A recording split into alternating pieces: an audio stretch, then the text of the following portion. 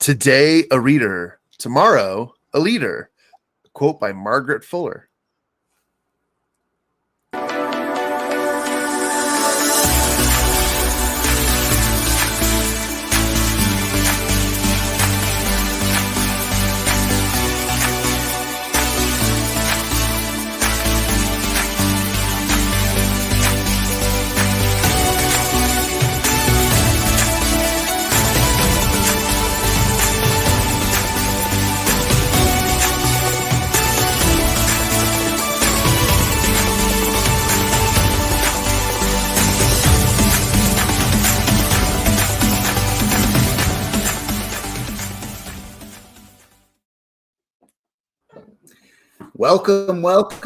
Welcome this morning to Champion Reads, brought to you by Champion Circle.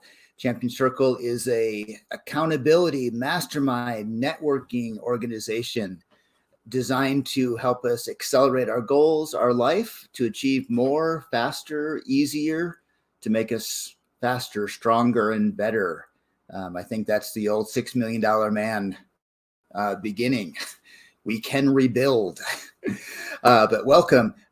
Champion Reads, again, part of Champion Circle. You can find out more about Champion Circle at mychampioncircle.com. We are brought to you with our executive producers, myself, Mr. Ian Sturmer, and joining us, our executive producer, the founder of Champion Circle, and all around really nice guy, the incredible Mr. Jon Kovach Jr. So excited to have you here, Jon. Thank you. Ian, thanks for the invitation. I always look forward to these book club discussions, and as we call it, Champion Reads. I feel like a champion. This book's really starting my year off right. It is starting the year off right by starting the morning off right. That's a good way to bring that in. As I mentioned, Champion Reads, we talk about some of the best books out there and how they apply to our lives, how we can incorporate them into our lives. And I think this is one of the most incorporatable books that we've read. And for those of you just joining us, we are discussing the book, The Miracle Morning by Hal Elrod. Let's see, the not so obvious secret guaranteed to transform your life before 8 a.m. I'm looking over at the cover of that book. So jumping into it, Miracle Morning. First of all, we're not all morning people, and that doesn't mean we can't make a miracle out of it. Whether we do it in the morning or the evening, he's really taken some of the time-tested principles and ideas and put them into a simple format that we can apply to our lives.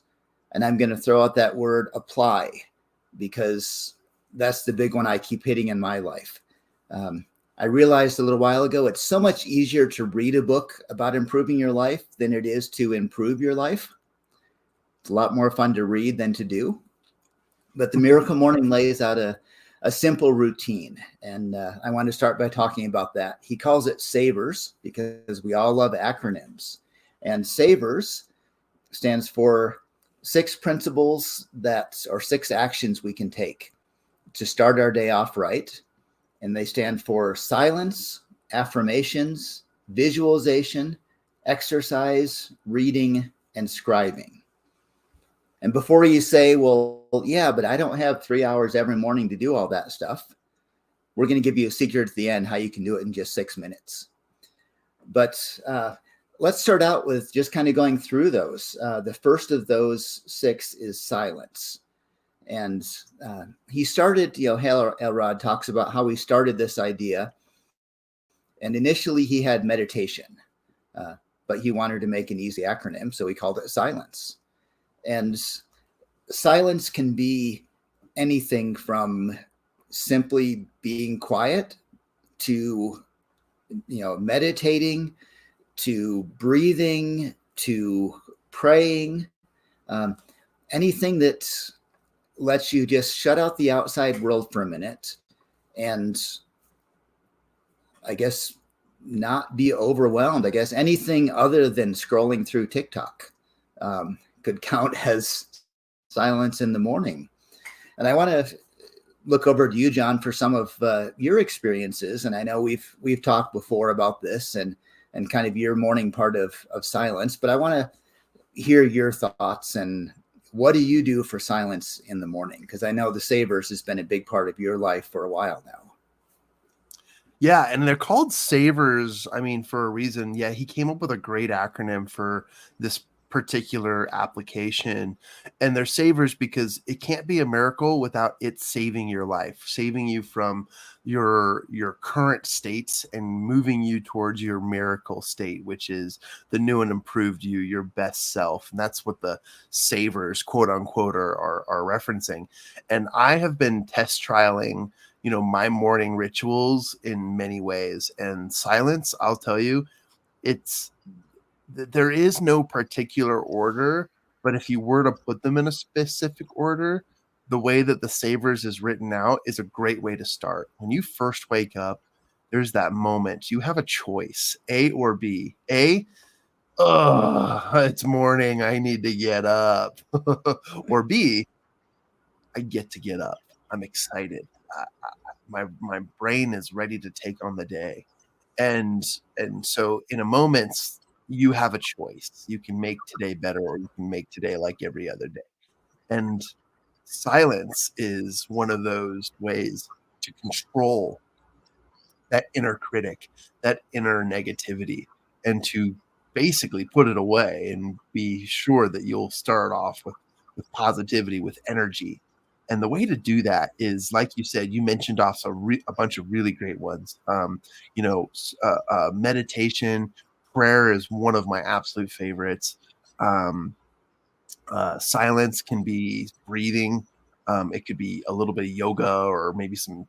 You mentioned a version of yoga, Tai Chi, or something like that. But I'll tell you what I've been doing. And Hal Elrod really recommends that, one, you can do silence anywhere. Most people will do it in bed, but he recommends that you get up and get out of bed and go to a different room, not your bedroom, because the bedroom is psychologically associated with sleep, and some of the most intimate parts of your life, right?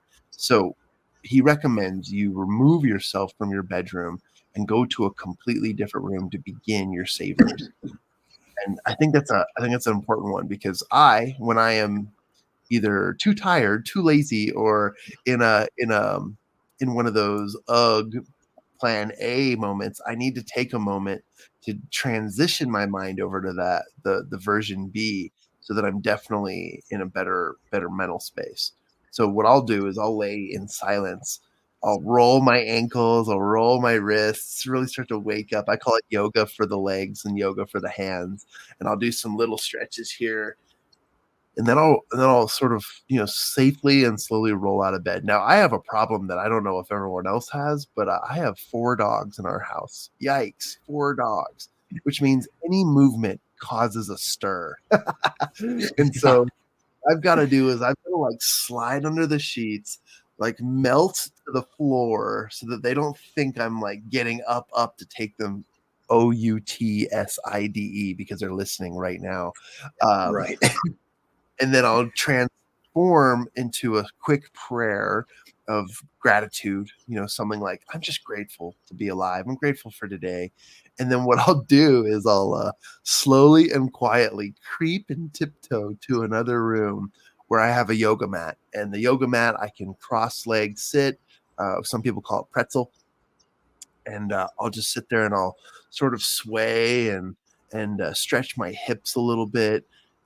Maybe do some ahming, where you breathe in and then you let it all out, and you let a little out, and then I'll start to do 1 and 2 different SAVERS at the same time. But we'll get into that in a little bit, because I don't want to take away from it. But wrapping this up, I'll do a little meditation session where I'm just there in silence, taking it in, really thinking positivity. This is a great time to mix and match your SAVERS as well. And we'll get into the others, but this is a good time to do your visualization activities. This is a good time to do your affirmations. This is a good time to include other things, but the purpose is to be silent, to allow yourself the choice. Is today I choose, this direction, or is this the day I'm going to choose to be my old negative self. And I think that's very, very important. Hal actually says, and I'll wrap this up, is he says silence is all about reducing stress and improving your mental clarity. So by beginning each day with a peaceful and purposeful quiet. And I have a resource if you don't mind. Yeah, please. I'm gonna grab my phone here. It's just off camera, and I have a really cool resource that I'd love to share with everybody. So I found out that there is a song out there that is well, it's a meditation song, and it has actually been clinically tested by doctors and physicians and people who want to help with improving sleep, relaxation, and reducing stress.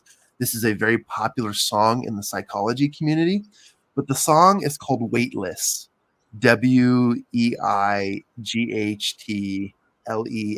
Weightless, and it's by the group called Marconi Union. And I'll put it in the chat or I'll put it in the show notes. But it here's my phone if you can see it. That's what the cover looks like. Marconi Union Weightless, and is a song that has clinically been tested and helps reduce stress, anxiety up to 65% in all its test subjects. And so, which means it may work for you up to 65%, or it may reduce stress by like 80-90%. A really, really great one, and it's about 6 minutes and 32 seconds long. So if you wanted to have like some sort of time bound silence activity, you could play this song either in your earbuds or in another room. And it's very, very relaxing. It's very helpful. And it induces this place where you can go to where your mind really starts to clear out the negative and start to breathe in the positive. And it's got a bunch of, glass bowls and a bunch of other sounds that are at the high vibration of successful frequencies. So anyways, that's a resource that I have found to be very, very effective. And the last one I'll share with you, Ian, kind of just went off on all these resources, is that the song should bring up an idea for you. So whether you listen to Weightless or not, I'm sure there's a calming noise or music or something. And I know that the thing is called silence, but sometimes it's not about silence in the room, it's silence in the mind. You want to calm the mind. So there's two aspects to this. You can have absolute silence where you can hear the crickets, or you can fill the room with a silent with a sound that causes your brain to be silent, so that your brain can really, really relax and build clarity for the day. So those are some of my silence tips. I like that. And you're a few steps ahead of me in this. I'm trying to build up and learn how to do some of these. And as you were talking and thinking about this, there's a word that popped out at me. And of course, as soon as I started this sentence, I forgot what that word was going to be. But it's, the silence is, I guess, purposeful is the word I wanted. So what I've kind of done, and I'm not going to recommend my methodology right now because I'm getting better at it, but I keep on the side of my bed a small vial of a caffeinated type of beverage. And when my alarm goes off, I reach over and I grab that and I drink that. And then I sit up in bed and kind of lean up against the headboard and close my eyes. And I've got a 10-minute snooze. And I know he says don't use a snooze, but I sit there and I slowly allow myself to wake up without thinking of anything, without doing anything. It's not a set meditation or anything like that, but I just let myself wake up. I don't jump up. I don't jump right into the day. I don't go to anything else, but I just allow myself to do that. And as I read through this book, I took the same thing that I was kind of doing before, except now I sit up instead of still laying there. But now it's purposeful. And I recognize the value in what I'm doing. And sometimes just knowing the value of what you're doing makes a difference. Even though the action might be the same, now I realize that that's my way of waking up. Now, someone else who is in my bed, and I won't give any names or anything there, but I see her roll over and instantly grab her phone and check her emails. And that's the first thing that she sees. And then she complains she's stressed out in the morning. Well, wake up first. Don't grab it right away. Take that little bit of silence. And before we spend a whole session just on silence, kind of move into the next section of it. And for me, silence, I guess, goes to affirmations is the second one. And these don't have to be in that order. But I like what you said, where you take that silence into the meditation, or for me, a prayer also is one that works in the morning. And okay, I don't do affirmations. I know I need to. I know everyone says it's great. This thing in my mind says, that's a bunch of malarkey. I'm not going to feel stronger just because I say I'm strong. I know it's valuable. I'm not putting it down. I haven't convinced myself yet. But what I can do is in my prayers, ask a higher power for strength, for help in doing things, for an understanding that I'm able to do things. And I think for me, that section of a prayer is an affirmation in a way, because I'm recognizing that I have an ability to do things from strength within me, as well as from help from a higher power, that I can do more than I'm doing right now, that I can be better, that I can achieve goals. So for me, that affirmation side, and I need to get better at other things. I need to just say, I'm going to try it for a week and see what happens. One of my goals this year was to put aside my ego and do things that I may not understand yet and see if they work. And yes, I'll do it soon. Don't worry. Quit bugging me, John. But I guess for affirmation side, that's kind of where I'm at now.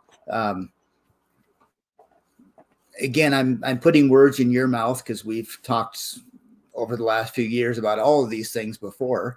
And affirmations is one that you've shared with me some. But how do affirmations help you?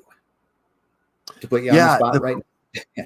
Oh, that's okay. No, I love it. And first of all, I want to compliment you, Ian, because whether you're just getting started with the Savers or if you've been doing them for years, your method is your method. And that's why it becomes your miracle morning. Now, the scientific best results do include, getting out of bed, going to a different room, doing these kinds of things. But again, we're building up to these because it's your miracle morning. Even just doing one of these habits a day will set you so further ahead. Great English, John, great grammar, but it'll put you so much further ahead than you were before. So just recognize, like, doing a little bit is enough.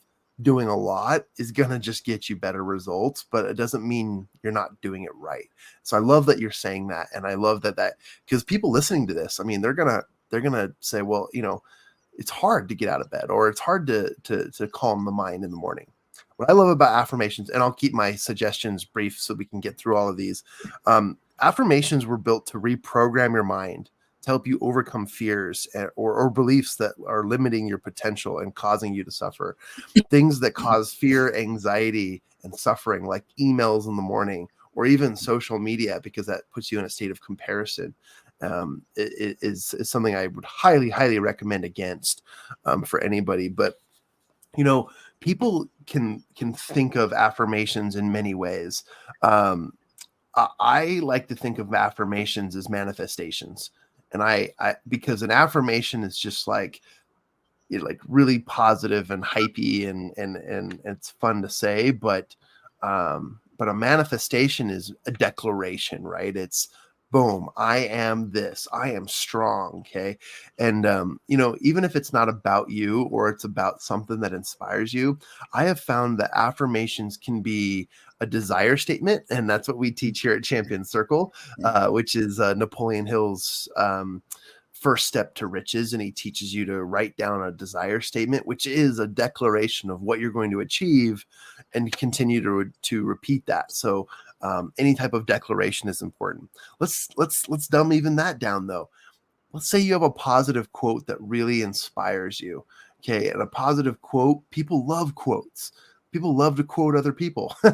And reading a quote a day, even if it's just like a 2-liner or a 2-worder or whatever, or if it's a paragraph long. I mean, Marianne Williamson's quote is absolutely motivating. If you haven't checked out that one, I'll look it up here in just a minute and share it with you guys. But she's got amazing quotes. Or maybe you are a poem person. Maybe you're really filled with poem or art or some sort of written word that really inspires you. It could be something like that. But affirmations is all about affirming that clarity and giving you purpose. Because when you transfer from silence to affirmations, you're now in a place where your body is receiving. Okay. If your body is a sponge, and you know what a sponge is, we've all used a sponge. If you're going to use a sponge to take in sudsy, clean, soapy water to clean out all the clutter in your life, then that's the good habit. But if you're going to use your sponge to soak up the dirty, nasty, nasty water that is used to clean the dishes or rinse the dishes off, that's not a good use of your sponge. So as a sponge, you can affirm, manifest, declare, quote, cite poetry, anything that inspires you. That's what affirmations are all about. And I mentioned earlier, I like to get into my silence, and then I like to repeat my affirmations. If you ask me, I mostly just do declarations. What Napoleon Hill says, I go, and I do my, and I just read it. Like I don't have it memorized yet. By the end of my 91st days, I do have it memorized by then, but I don't have it memorized now. Every 90 days, I do a different desire, and I just talk about what I'm working on, and I remind myself about it. So that's all. I think simplifying affirmations is important for people because, like you, Ian, you're not alone. Most people don't believe affirmations are real, and they feel weird doing it. And plus, most people don't live alone. And if you don't live alone, you could be judged really harshly if you're in front of your mirror saying, I am strong, I am powerful, I am good, and you know what? To each their own, but still. Do so in the best ways that you find inspiring. Yeah. Love that. And just thinking with the reading just kind of hit me that I think it's almost better to read than to memorize, because when I read it, I'm thinking about it. When I memorize it, sometimes it's just no thought involved. So again, being conscious of what we're doing, not going through the motions, but being aware that the motion we're going through has an effect that's going to benefit us, and keeping Absolutely. That at the forefront of our mind. Speaking of forefront of our mind, visualization is the next one. And it says here, rehearse in your mind, performing at your best. And I'm moving into that some. One of the first things I do in the morning is, I pull up my phone and I pull up my calendar and I see what I have scheduled for the day, because I need to look at that several times in the day so I can remember what's going on. But when I look at it first thing in the day, there is a little bit of visualization of those appointments I have set up, those tasks I have to do. And I can look at them and say, oh, I got all this stuff to do today. Or I can look at it and say, okay, 9 o'clock, I've got this one. Okay, I can see myself doing great there. 10:30, I've got to go over here. Okay, I can see myself walking into this office to meet with this person. and I can see the smile on their face. Okay, that's good. And I can look at these things going on and even just do a short visualization. And I'm saying short things because I'm learning all this, and I'm sharing the baby steps that I'm doing with this one.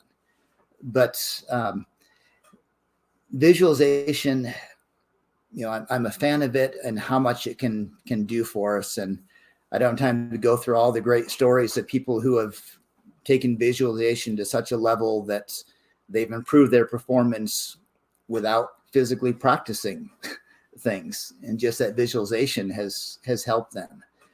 But I'm just going to say, for me, visualizing parts of my day in the morning in a positive way gets me excited about these things to happen. And I think it bleeds over from affirmations, from saying it to seeing it within my mind in a positive way. Because it takes positivity.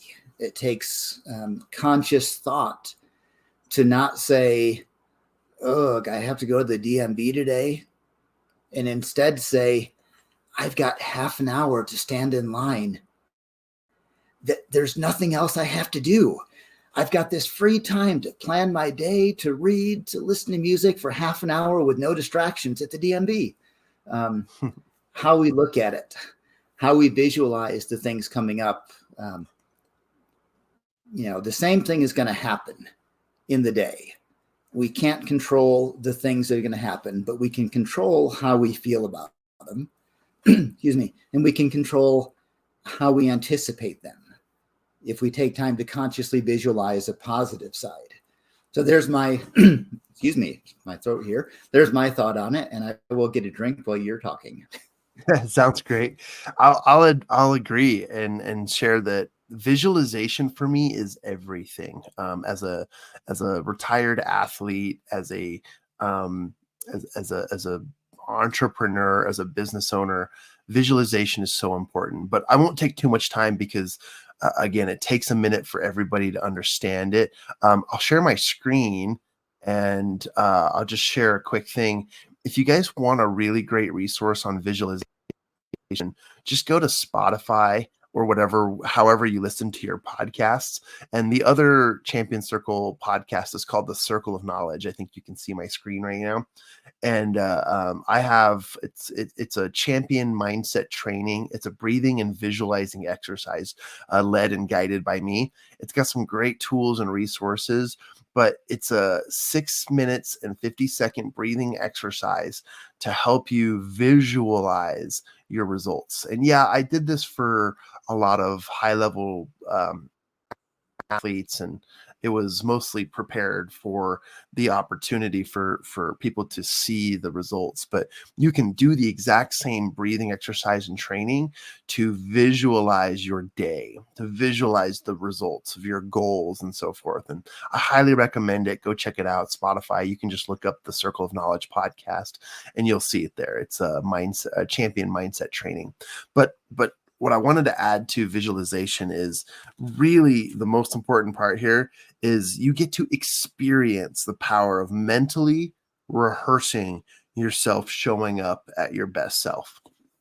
And the brain is the most powerful tool, organ, and device that we have been gifted, given, and bestowed by God and all the things that came into this world. And your brain has the ability to see, and you can visualize things. I have had recently, when I'm doing my visualization exercises, like overwhelming, powerful experiences, emotional even, because I finally get clarity on who I am, what I'm becoming, and what I need to be at my best self.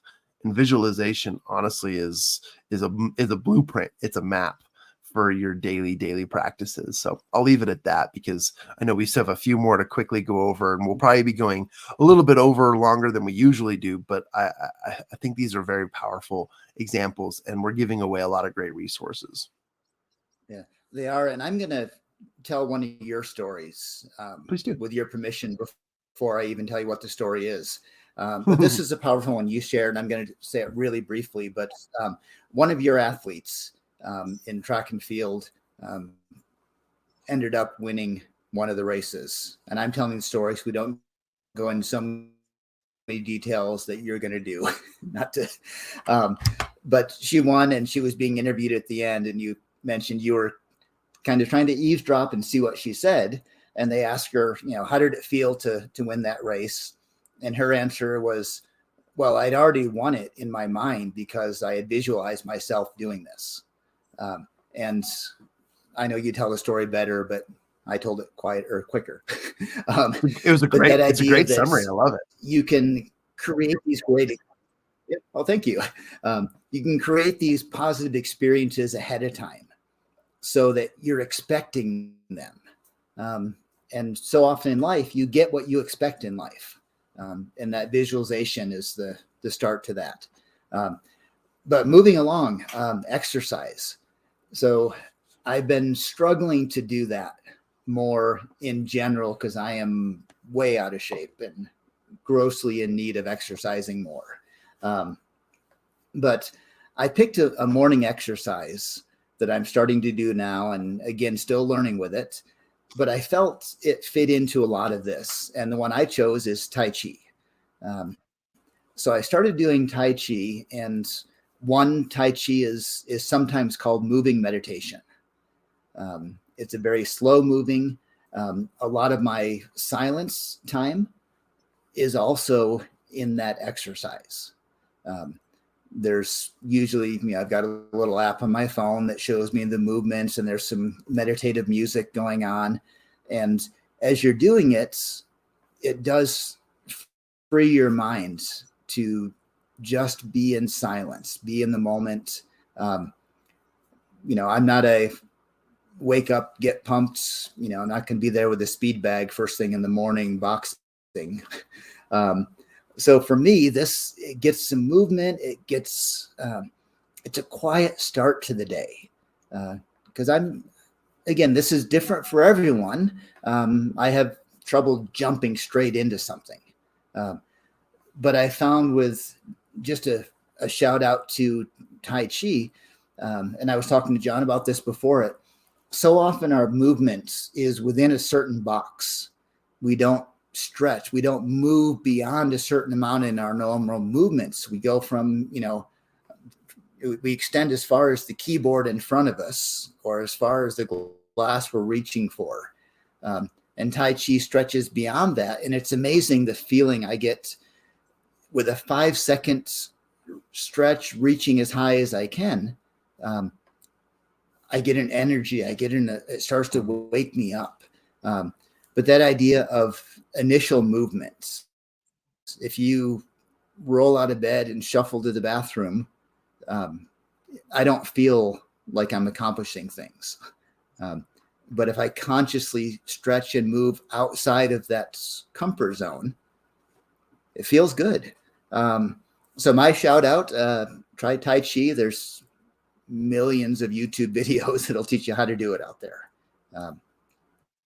But from a young guy who's in better shape than I am and a former decathlon athlete, almost the world's greatest athlete, or at least one of the world's greatest athletes, is the title of decathlon champion.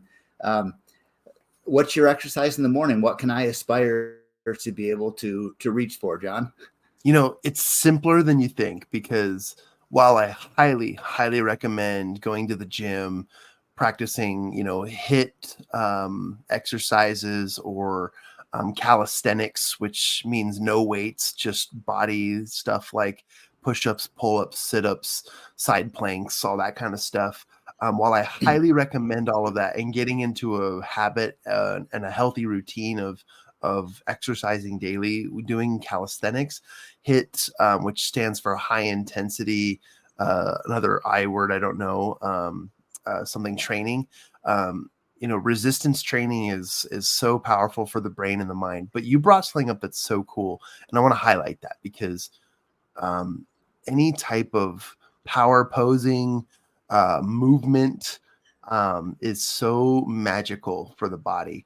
And although I have this extensive knowledge on workouts and training, what I'd highly recommend for anybody, first of all, like I mentioned before, during my silence, I like to roll my ankles and roll my hands and do a little hand yoga.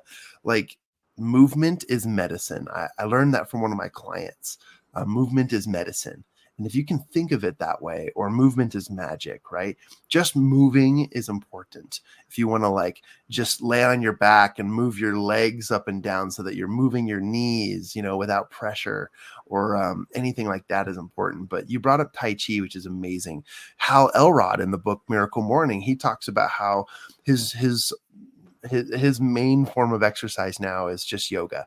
He loves yoga. And because Anthony Robbins, or Tony Robbins, the world's most well-known motivational speaker, he talks about power poses and how, stretching and power poses and making yourself bigger have dramatic changes in your self-help, health, and your well-being.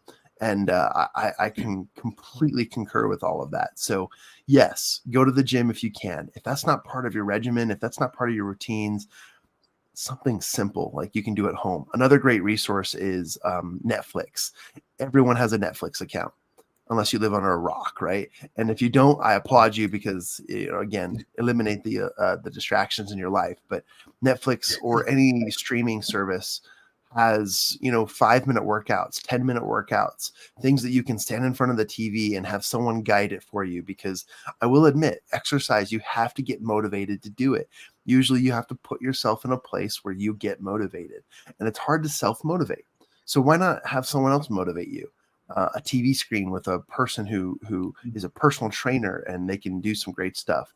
I just recommend simplifying the process for you so you can get up and do some movement. And so if I were to change the acronym in any way, I wouldn't say exercise is exercise. I would say exercise is movement. So get up and move around and you'll be great. Now, I'm not saying that moving around means just like getting your breakfast ready and doing all that stuff. Like, intentional movement is really, really what's going to help you with this saver. I like that. As you were talking with yoga, said, movement, do it, you must. No, that's Yoda, not yoga. Sorry, I got those mixed up. Got a tempted joke there.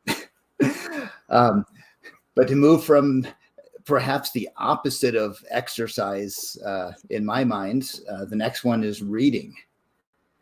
And I'm going to admit, when I first read this, I was thinking, okay, I struggle to get going in the morning. So the idea of getting up in the morning and sitting down and reading a book is counterintuitive to me. Like, that's going to put me back to sleep. But there is something about, I guess, you move and your exercise gets your body going. Reading something can get your mind going. And again, I'm pointing out baby steps that I've taken. I try not to go on social media first thing in the morning. I do go through my email and read it. And a lot of my email that comes through, because most people I work with aren't sending me emails at 2 a.m. When I get up in the morning, the email is some of the news articles and news emails that I get. So I read the news, not political commentary, but actual news, like events that happened, not talking heads out there. Again, this is a baby step, not where I need to be, but it's a start for me where, I get overnight articles on things that interest me. One is archaeology. This is not a motivational, make me a better person, but it is a open my mind and make me think, get my mind working, stretch my mind beyond where it normally would be first thing in the morning. And I think that's again, I'm sharing baby steps that work for me, and throw out to any listeners, love your ideas. Please comment with your ideas, what works for you or why I'm completely off base, and should be fired from this job for what I'm saying, whatever your thoughts are. But to me, again, being intentional is the core of all of these ideas. So if I'm intentionally reading anything that I'm doing to open and expand my mind, I think is going to be a positive. So again, I'm looking to my mentor and guru here, Jon, for the next step.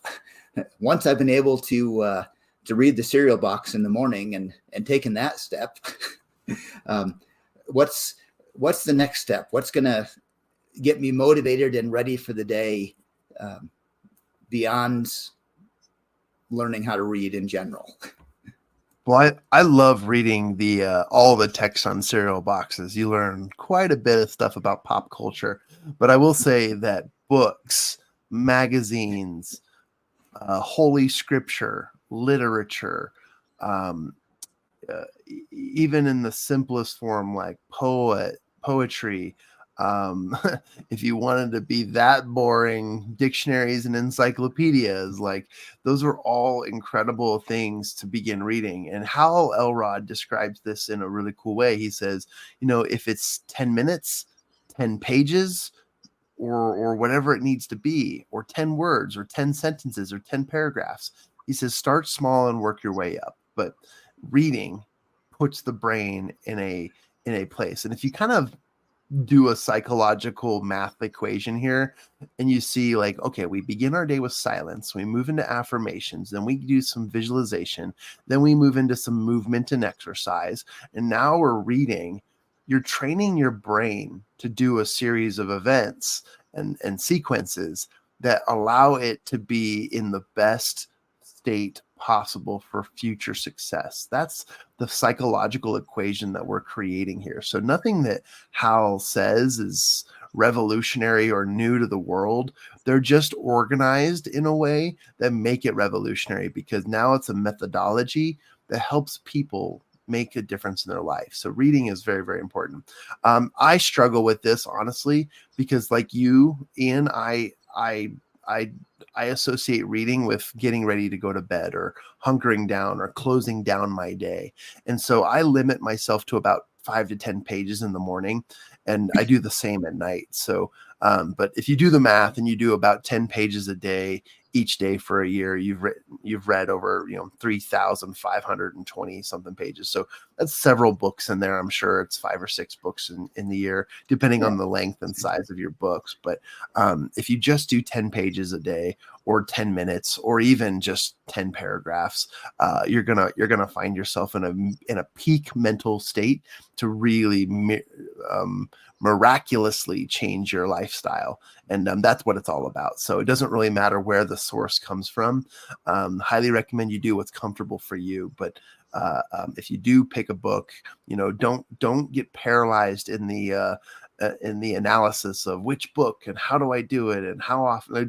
Just pick something that's comfortable and start there, and you'll be in a great place. Magazines are great. I love these brought up archaeology, because it's an interesting fact that stretches your mind in a really cool way. So starting your day out with really cool and interesting facts and interest and intrigue is a great way to psychologically train your brain to say, I am ready for the day.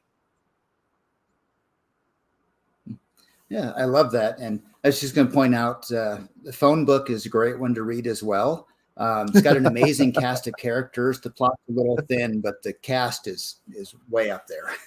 And again, reading, being intentional, just reading something. And I remember talking to someone in a church a while ago, and kind of came to the idea that, if you read one verse of a scripture a day and you think about it and learn from it, that's better than reading 20 pages a day that you don't pay attention to.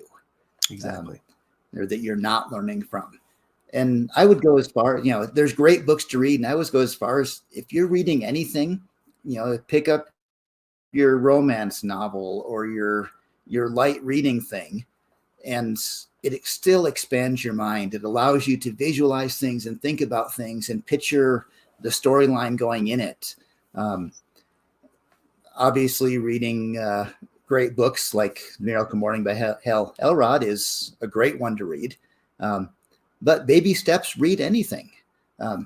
And I guess the opposite of reading is writing.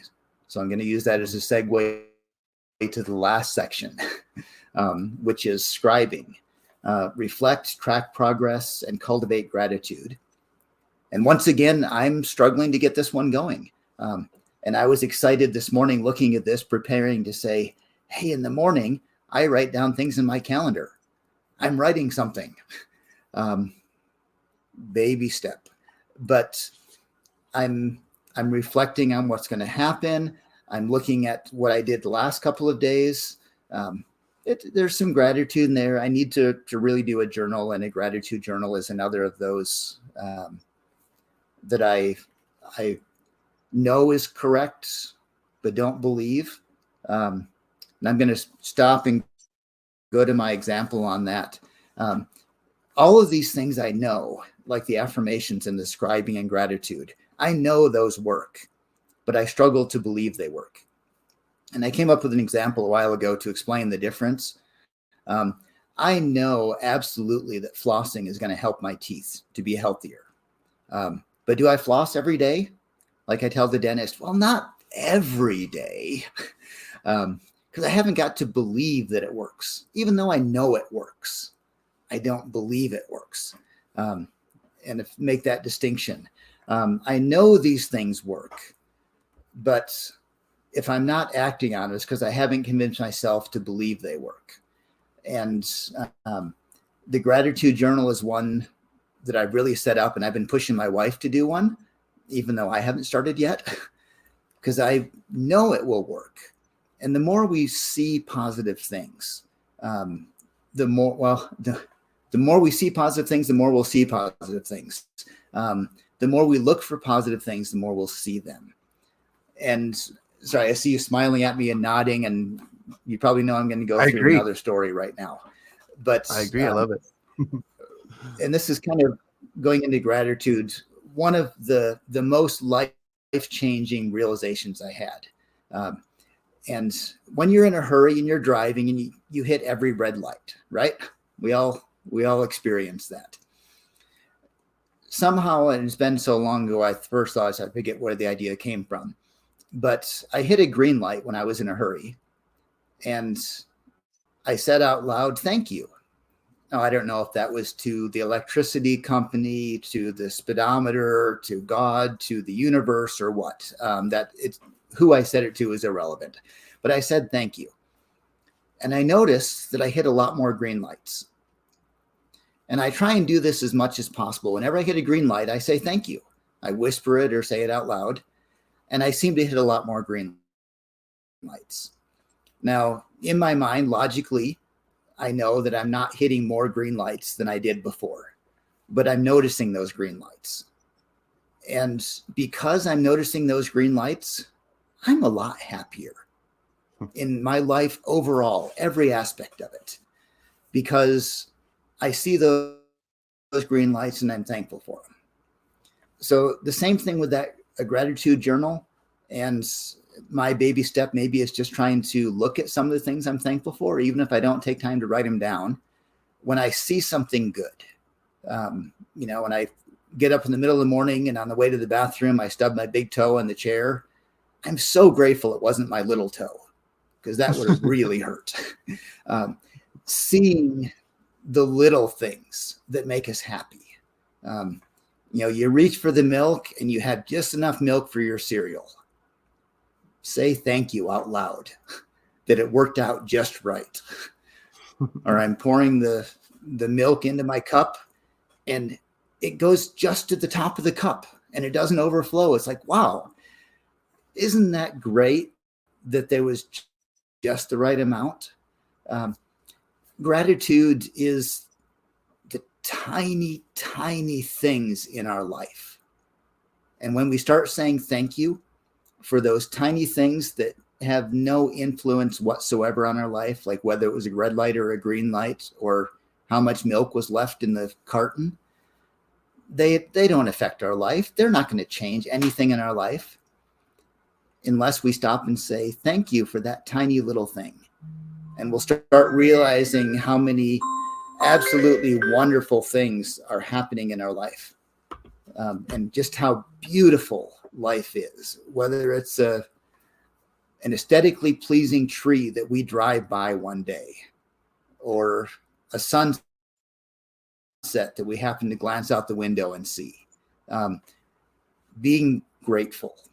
And I know this is scribing, not gratitude, and I've gone off on a tangent about something not doing what I'm supposed to and writing it down. But I'm going to say the first step is notice things. And the more you take time to notice them, the more you're going to see more and more of them. And if you write them down, you will have proof that those things happened. So there's my baby step. So once again, my guru and mentor and leader and friend, Jon, now that I've started this, what's my goal, and how have you made this something that I should aspire to? Well, I love the idea of a gratitude journal, because scribing isn't just like journaling. I think a lot of people like what you shared about affirmations. Like, it's hard to accept the idea of affirmations, because it does seem like a bunch of self-motivational mumbo jumbo. But journaling is also widely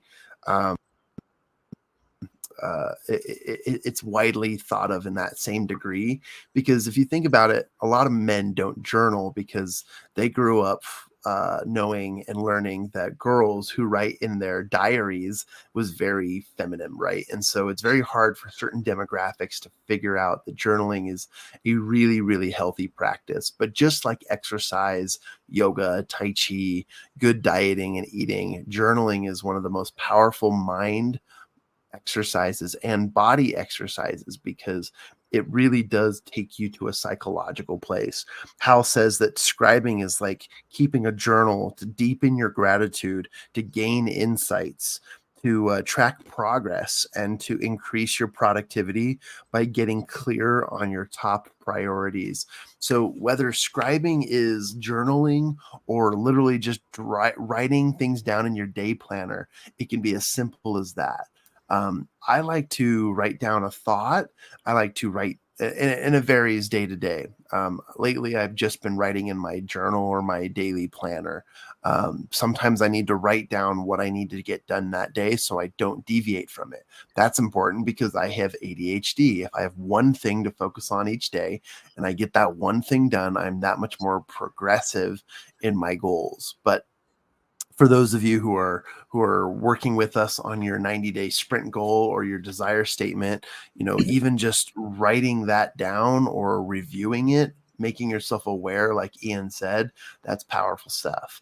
What I have learned is that we as humans, we are so knowledgeable, and knowledge is absolute power. And the more you write things down, you will surprise yourself. I have gone through old boxes of stuff that I've written down, and I'd open it up and I'd be like, oh my gosh, wow, I can't believe I wrote that. That's incredible.